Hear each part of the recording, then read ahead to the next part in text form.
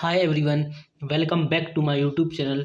आज हम लोग पढ़ने वाले हैं क्लास 6 ज्योग्राफी का चैप्टर 3 जिसका नेम है मोशन ऑफ द अर्थ। हमने चैप्टर फर्स्ट और सेकंड ज्योग्राफी का अपनी प्रीवियस वीडियो में कवर कर चुका है। अगर आप चाहें तो हमारे यूट्यूब चैनल की प्लेलिस्ट ज्योग्राफी की प्लेलिस्ट में जाकर उन चैप्टर्स को देख सकते हैं। और इसी तरह हमने क्लास 6 हिस्ट्री और साइंस की भी प्लेलिस्ट बनाई हुई है जिसमें आप वीडियो जाकर देख सकते हैं। As you now that the earth has two types of motions. आइए हम शुरू करते हैं अपना चैप्टर। जैसा इसमें बताया गया है कि अर्थ के दो तरह के मोशंस होते हैं, रोटेशन और revolution. Rotation is the movement of earth on its axis. अब जो रोटेशन होता है वह अर्थ का मूवमेंट अपनी एक्सेस पर होता है। हमने अपनी प्रीवियस सेकंड चैप्टर में ये कवर पढ़ा हुआ है कि जो एक्सेस होती है अर्थ की, जो एक्सेस होती है, दोनों पॉइंट होते हैं एक्सेस, उस पे जो हमारा अर्थ है वह घूमता है। जैसे चक्री गोल गोल घूमती है, ऐसे ही हमारा अर्थ भी उसी एक्सेस पर गोल गोल घूमता है। इसको हम रोटेशन बोलते हैं। The movement of earth around the sun in a fix path और ऑर्बिट इज कॉल्ड रेवोल्यूशन। और जब हमारा अर्थ जो सन का, सूरज का चक्कर लगाता है चारों तरफ से अपनी फिक्स्ड पाथ पर, जो कि उसका रास्ता है, और ऑर्बिट पर, उसको हम रेवोल्यूशन बोलते हैं। तो दो तरह के मोशन होते हैं, पहला रोटेशन और दूसरा रेवोल्यूशन। रोटेशन वह मोशन वह अपने एक्सेस पर घूमता है, चक्री जैसा रोटेट करता है, और रेवोल्यूशन सन के चारों तरफ गोल घूमता है, वो revolution.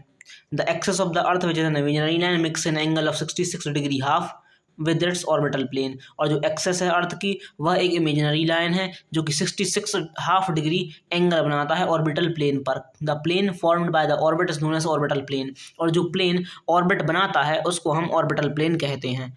The earth receives light from the sun due to the spherical shape of the earth. Only half of its gets light from the sun at a time. जो हमारा अर्थ है वह लाइट रिसीव करता है सन से, और इस वजह से हमारा जो अर्थ है वह स्पेरिकल शेप का है। Due to the spherical shape of the earth, हमारा अर्थ है वह स्पेरिकल शेप का है। इस वजह से जो अर्थ, जो सन की रेस आती हैं, लाइट आती है, वह सिर्फ एक साइड पर पड़ती है हमारे अर्थ के हाफ ऑफ द पार्ट में, और हाफ ऑफ द पार्ट में अंधेरा रहता है।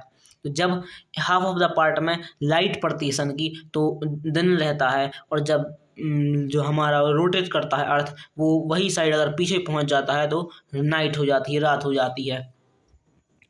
The portion facing the sun experiences day while the other half away from the sun experiences night. और जिस पोर्शन पर लाइट लग रही है वह दिन होता है, और जिस पोर्शन पे लाइट नहीं पड़ रही है सन की वह रात होती है, नाइट होती है। The circle that divide the day from night on the globe is called circle of illumination. और जो सर्कल डिवाइड करता है हमारी ग्लोब में डे को और नाइट को, उसको हम सर्कल ऑफ इल्यूमिनेशन कहते हैं। This circle does not coincide with the axis. You can see 3.2. The Earth take about 24 hours to complete one rotation. जो हमारा अर्थ है वह रोटेट करने में, अपने एक्सेस पर घूमने में 24 आवर्स का कंप्लीट रोटेशन में टाइम लेता है। 24 आवर्स का, 24 आवर्स में वह वन रोटेशन कंप्लीट कर लेता है अपने एक्सेस पर। The period of rotation is known as earth day. This is the daily motion of the earth. और जो पीरियड होता है, जो वक्त होता है रोटेशन करने का, उसको हम अर्थ डे बोलते हैं।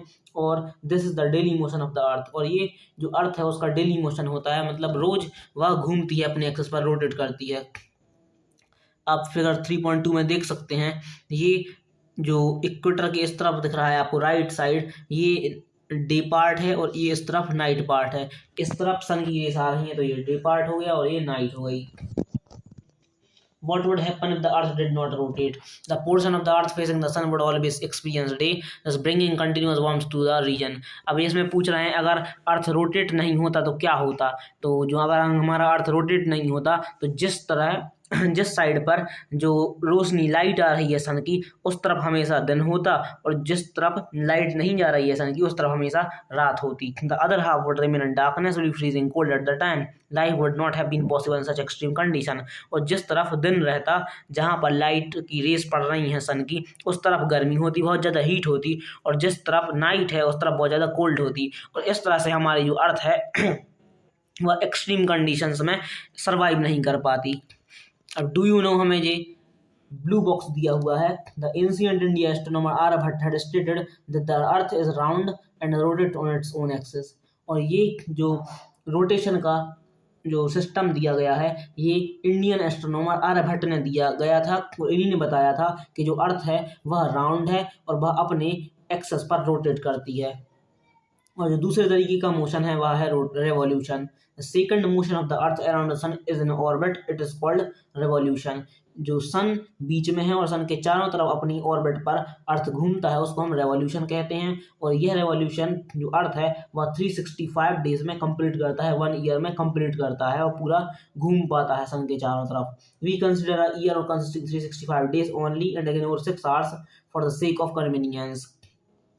और जो हमारा अर्थ है वह 365 डेज लगाता है घूमने में, उसके सन के चारों तरफ रेवोल्यूशन में 365 डेज लगाता है। और जो हम इग्नोर कर देते हैं 6 आवर्स को सेक ऑफ कन्वीनियंस, जो 6 घंटे होते हैं हम उनको इग्नोर कर देते हैं क्योंकि वो उन 6 आवर्स बहुत कम है और हम 365 डेज को ही बस काउंट करते हैं। और जिस समय अगर अर्थ एक दिन ज़्यादा लगा देता है 366 डेज लगा देता है तो वह लीप ईयर हो जाता है और फरवरी में 29 डेज हो जाते हैं। अब आप ये देख सकते हैं फिगर 3.3 में revolution of the earth in seasons कि जो बीच में सन है और उसके चारों तरफ हमारा अर्थ रेवोल्यूट कर रहा है। 6 hours save every years are added to make 1 day, 24 hours over a span of 4 years। और हम 365 और 1/4 होता है मतलब 365 डेज और 4 आवर्स, तो हम ये 4 घंटे 4 साल तक के लिए छोड़ देते हैं काउंट करना।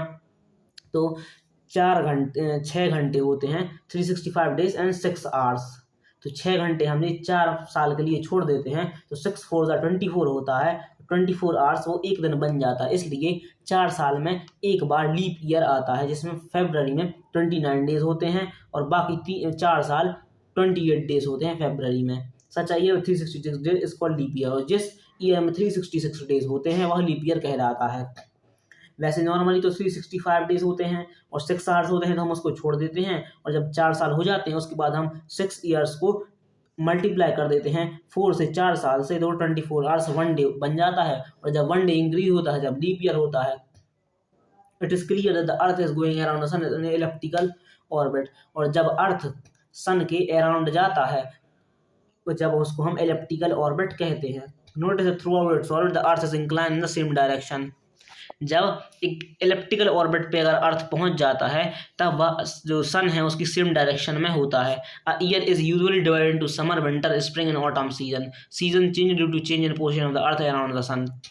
जो हमारा साल है वह 4 सीजन्स में डिवाइडेड है, समर, विंटर, स्प्रिंग और ऑटम। और ये सीजन्स इसलिए चेंज होते हैं क्योंकि जो हमारा अर्थ है वह सन के अलग अलग पोजीशन पर आता है, अराउंड घूमता हुआ अलग अलग पोजीशंस पे आता है, इस वजह से ये अलग अलग सीजन्स भी आते हैं। The rays of the sun fall directly on the tropic of cancer. और जो ट्रॉपिक ऑफ कैंसर है 23½ नॉर्थ पर, उस पे जो सन की रेस है वह डायरेक्टली फॉल होती हैं। As a result this areas receive more heat. इस वजह से जो ट्रॉपिक ऑफ कैंसर है वह सबसे ज़्यादा हीट रिसीव करता है। The areas near the pole receive less heat and rays of the sun are slanting. और जो एरिया होता है पोल का, नॉर्थ और साउथ पोल का, वहाँ पर जो लाइट रिसीव होती है, हीट रिसीव होती है सन की अर्थ पर, पोल्स पर, वह बहुत ही कम जाती है और वो स्लैंटिंग रेस जाती हैं। इस वजह से वहाँ पर ठंडक होती है पोल एरिया पर। North pole is inclined toward the sun and place beyond the arctic circle experience continuous daylight for about 6 month. और जो नॉर्थ पोल है आर्कटिक सर्कल में, वहाँ बस जो कंटिन्यूअस डे लाइट होती है वह 6 महीने के लिए बस जाती है। Since a large portion of the northern hemisphere is getting light from the sun, it is summer in the regions north of the equator. और नॉर्दर्न हेमिस्फीयर में जो लाइट होती है सन की वह समर में ज़्यादा होती है इक्वेटर पर। The longest day and the shortest night this places occur 21 June. और जो सबसे लंबा दिन होता है और सबसे छोटी रात वह 21 जून की होती है। At this time in the southern hemisphere all this condition are reverse. और यही कंडीशन साउथर्न हेमिस्फीयर में उल्टी होती हैं। It is winter season there. Southern hemisphere, जब नॉर्दर्न हेमिस्फीयर में समर गर्मी का सीजन है, उस वक्त साउदर्न हेमिस्फीयर में विंटर का सीजन होगा। Nights are longer than the days. और रातें बड़ी होंगी दिन से। The position of the earth is called summer solstice. और इस पोजीशन को हम समर सोल्स्टिस बोलेंगे, अर्थ की पोजीशन को। On 22 December the tropic of capricorn receive direct rays from the sun as a south pole tilt toward it. और 22 दिसंबर को जो ट्रॉपिक ऑफ कैप्रिकॉर्न है 23 हाफ साउथ में वह सबसे ज़्यादा रिसीव करेगी सन की रेज को। As the sun ray falls vertically at the tropic of Capricorn, a larger portion of the southern hemisphere get light। और इस वजह से जो ट्रॉपिक ऑफ कैप्रिकॉर्न है, तो जो लार्ज पोर्शन है सदर्न हेमिस्फीयर का, वो सबसे ज़्यादा लाइट्स रिसीव करेगा। Therefore it is summer in the southern hemisphere. तो इस वक्त समर का सीजन होगा साउदर्न हेमिस्फीयर में, जिसमें लंबे दिन रहेंगे और छोटी रातें रहेंगी। The reverse happen in the northern hemisphere, और यही उल्टा रिवर्स नॉर्दर्न हेमिस्फीयर में चलेगा। This position of the earth is called winter solstice, और इस पोजिशन को अर्थ के विंटर सोल्स्टिस कहते हैं हम। Do you know that Christmas is celebrated in Australia in the summer season. हमारे इंडिया में जो क्रिसमस है वह दिसंबर के 25 दिसंबर को आता है, मतलब विंटर सीजन में, और जो ऑस्ट्रेलिया में क्रिसमस आता है वह समर सीजन में आता है। ऑन 21 मार्च और September 23 direct rays of the sun fall on equator.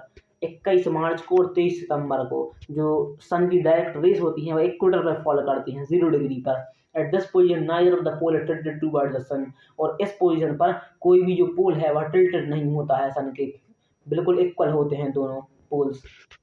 The whole earth experience equal day और इक्वल नाइट, और पूरा अर्थ इक्वल डे और इक्वल नाइट होती है पूरे अर्थ पर, और इस पोजीशन को हम इक्विनॉक्स बोलते हैं। This is called equinox. On 23 September, it's an autumn season in the northern hemisphere and spring season in the southern hemisphere। और 23 सितंबर को autumn season होता है northern hemisphere में और spring season होता है southern hemisphere में। The opposite in the case of 21 March when it is spring in the northern hemisphere and autumn in the southern hemisphere। और इसका opposite होता है 21 मार्च को, जब spring होता है northern hemisphere में और autumn होता है southern hemisphere में। Thus you find that there are days and nights and change in the season because of the rotation revolution respectively. और ये आप देख सकते हैं जो दिन और रात में चेंजेस होते हैं और सीजन्स में चेंजेस होते हैं, ये सब रोटेशन और रेवोल्यूशन ऑफ अर्थ के कारण होते हैं। Thanks for watching this video.